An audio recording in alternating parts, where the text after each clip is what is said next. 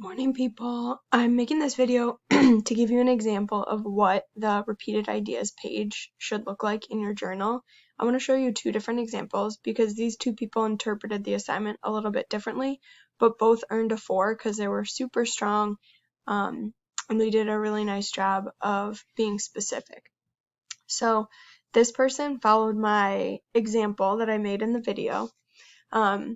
They took the 4 ideas that they think are main ideas, and then over the course of the play, they tracked what are the things that happened in the beginning, middle, and towards the end of the play, that those examples that show how that idea gets developed. So you can see in this person's example, they're actually specific.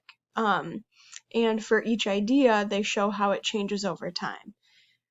What some people have done is just do kind of a summary of each, which could be okay. You could do it in writing, like you could write a paragraph about how all this stuff happened. That would be totally fine.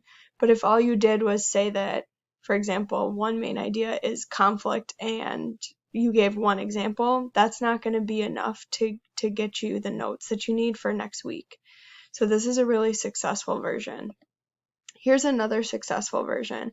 This person used the boxing method rather than this charting method.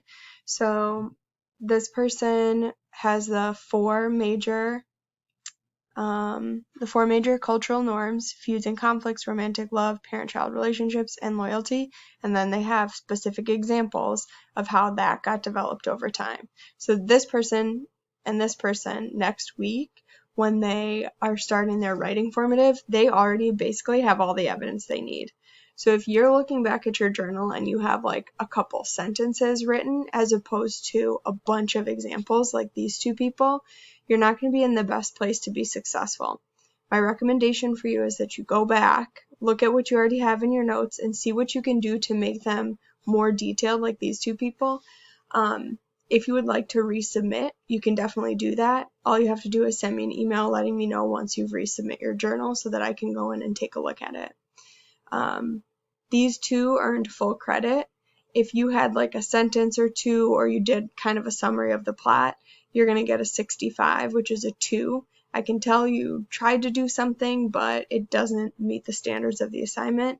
And then if you did something like this, but maybe it wasn't 100% complete, maybe you had like one example for each instead of multiple, then you're going to see an 85 as your grade, which is a 3.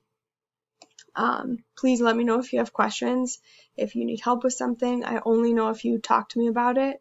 And next week we're going to really need all this information, which is why I'm giving you this today.